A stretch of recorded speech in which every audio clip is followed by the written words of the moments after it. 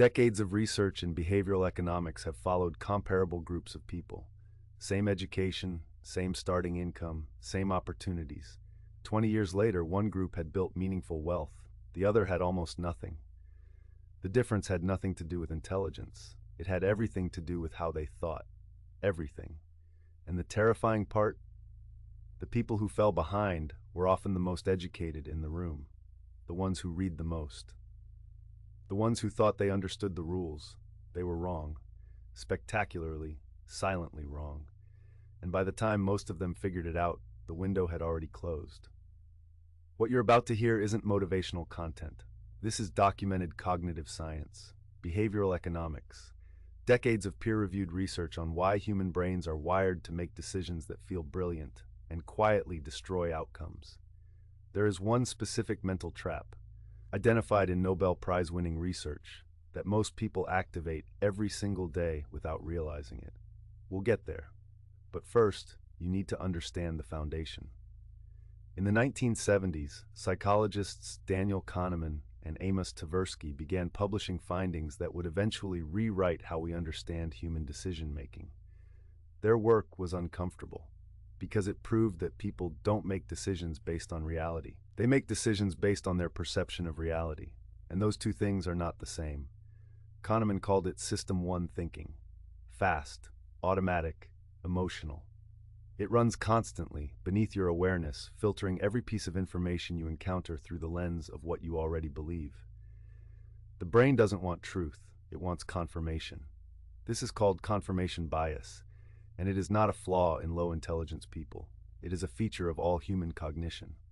Studies consistently show that the more educated a person is, the better they become at rationalizing bad decisions, not avoiding them. They construct more sophisticated arguments for why their instinct was correct. The intelligence becomes a weapon pointed inward. Nobody expects what comes next. When researchers Brad Barber and Terence Odean analyzed the investment behavior of tens of thousands of individual investors, published in the Journal of Finance in 2000, they found something remarkable. The accounts that performed best were not managed by the most active, most engaged investors. The investors who reacted, adjusted, and optimized constantly dramatically underperformed those who made fewer moves and largely left their money alone. Because every intervention, every reaction, every confident decision was being quietly sabotaged by cognitive bias. Loss aversion, recency bias, the sunk cost fallacy. This is the part nobody talks about. Charlie Munger, one of the most successful investors in documented financial history, spent decades building what he called a latticework of mental models. Not stock tips, not insider knowledge, frameworks, ways of structuring thought to reduce the damage the brain does to itself. He described the human mind as extraordinarily powerful and extraordinarily dangerous in equal measure. He said most people lose not because they lack information, but because they lack the models to process it correctly.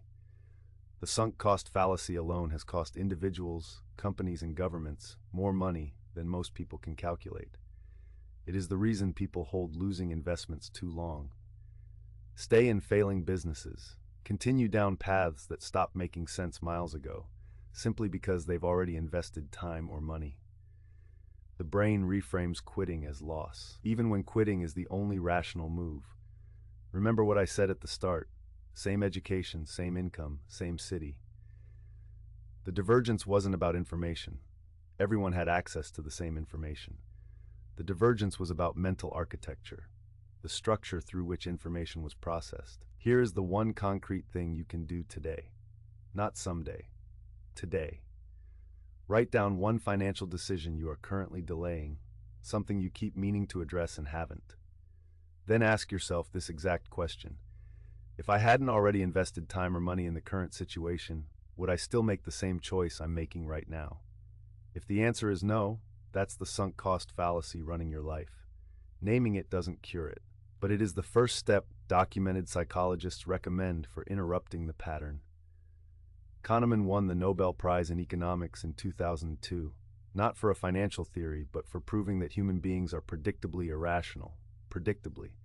That word matters, because if the errors are predictable, they can be studied, mapped, anticipated, and in some cases, if you're paying close enough attention, avoided. The people who consistently outthink the majority aren't smarter, they're just running better software. And the question that should keep you up tonight is this: what decision are you absolutely certain about right now that your brain has simply never let you examine? This video is for educational and entertainment purposes only and does not constitute financial, legal, or investment advice. Always do your own research before making any financial decisions.